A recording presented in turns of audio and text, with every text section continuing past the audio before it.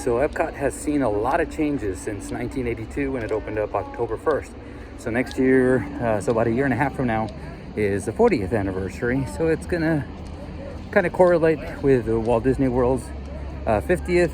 It's gonna overlap with Epcot's 40th. So what I thought I was gonna do is I was gonna show you guys a little bit of what Epcot used to look like before all the changes.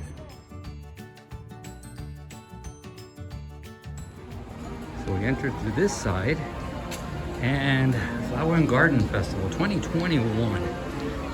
Probably something that wasn't going on back in the day. So we'll get back once we get going. Okay, so one of the original things was those little cliffs right here. They were here back when it opened up, and of course so was Spaceship Earth. But to the right and left, where there's now a bunch of vegetation, that used to be those stands with the people's names. I think you paid for them. They should be out there somewhere now, but I don't 100% know what they did with them. Oh well, a lot more changes coming. We'll see those shortly. Right in front of me, where there is some walls, this is the old Innovations. It was Innovation East and Innovation West. On this side they had mouse gears, they had Electric Umbrella, but before that it was Communicore.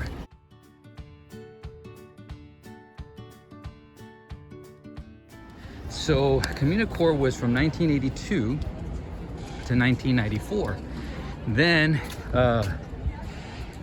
Innovations East and West took over, and now they're being torn down. There is a little bit of a semblance of it on the back side where the temporary mouse gears is at. So as you can see in the Innovations, they still have a little bit of mouse gear, and that's the exit. This is the entrance, and again, this used to be Communicore, and right across from it over here is gonna be Guardians of the Galaxy.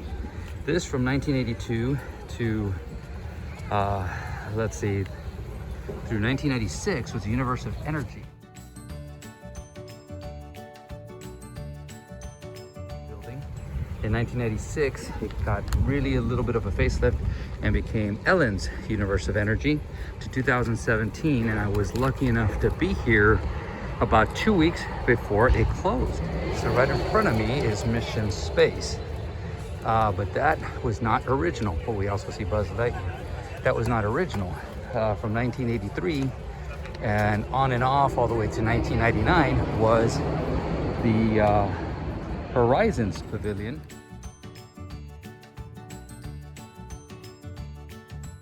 Which I remember doing back in the day. It was early on, early 1985 or so. Over there is gonna be the Play Pavilion. Now, the Play Pavilion was the Wonders of Life from 1989 to 2007.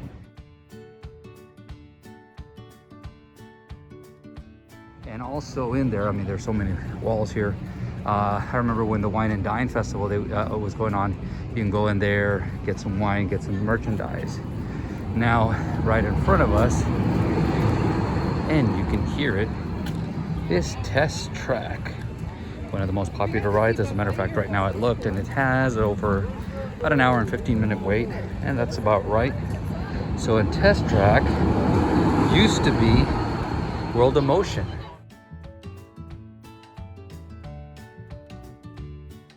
From opening day to 1996, and it was overtaken by Test Track, which was, it looks like it's presented by Chevrolet. So one of the last remaining rides that has sponsorships. I have said it before. One of the things that I've heard is that sponsorships are going to be less and less and less, just because it doesn't. The reason they do that is to get exposure, and from what I understand, you can get a lot more exposure online now. So why pay for it? Now here's a little bit more of Innovations that is open. We'll be going down to the back side to see what changes have gone on the other side, where we'll see things like the land and the Living Sea with Nemo.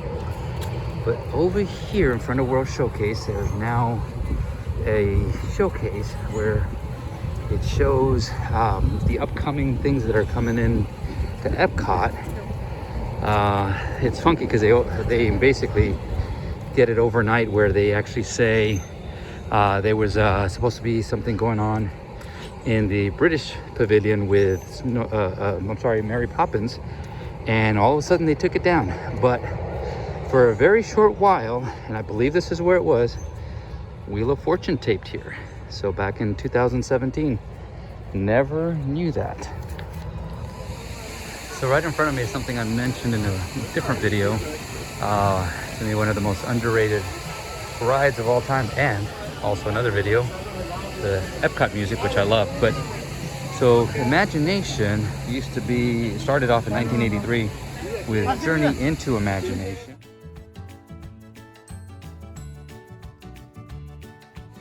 And that original incarnation lasted to about 1995, and it had the Dream Finder, and it kind of switched on and off for a while. This one has a 10-minute wait. To me, again, very underrated ride. Now over here we have the Disney Pixar and Pixar Short Film Festival, which has changed a lot over the years. 1983 was a Magic Journey. 1986 it turned to Captain EO, that was featuring Michael Jackson. In 1994 it turned to Honey, I Shrunk the Audience, and then that changed back in 2010 to 2015 back to Captain EO, and I was lucky enough in 2015, before it closed down, to see it. And so I got to see Captain EO, and now it's a Disney and Pixar Short Film Festival, which I think is awesome. So right here is The Land featuring Soaring.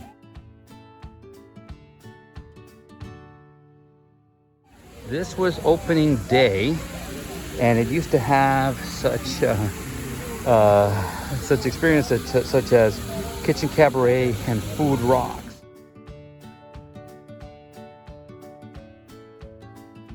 Inside of it, and it has changed over the years, but Living with the Land has had a lot of different reincarnations, including the one that is available right now. So we are now inside the land, and in front of us is Awesome Planet. Now, this used to be called Circle of Life, and it was an environmental tale. This one is not much different. I've seen both of them, and this one is actually pretty cool. It's very powerful, so if you get a chance, come on in and see it. Now, Soaring was a later addition to the Land Pavilion, and it started with Soaring over California, and that was 2005 to 2016, and it was replaced with Soaring Around the World.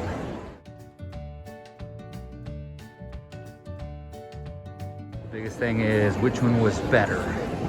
I love both of them. I'll let you decide. If you have a favorite, please comment down below. Let me know which one you like. Do you miss Soaring over California? By the way, the flight that you take is 5505. It opened up May 5th, you guessed it, 2005. So here in front of me is the Seas with Nemo and Friends. This came about at about 2005, 2006. But before that was The Living Sea from 1986. So now the newest reincarnation has Nemo and Friends, and you can hear them. Now, from my understanding is, and I don't know this for a fact, but it has one of the top 10 biggest sea tanks in the world. Now, from my understanding, when they first built it, it was #1 in the world, and now it's top 10 in the United States. That would be cool to check that out and see if that's a fact. So that's it for now. I just wanted to give you guys a little taste of what Epcot used to be, and again, the future is going to change it. Uncle Walt once said, the parks will never be finished as long as people have imagination, paraphrasing that one.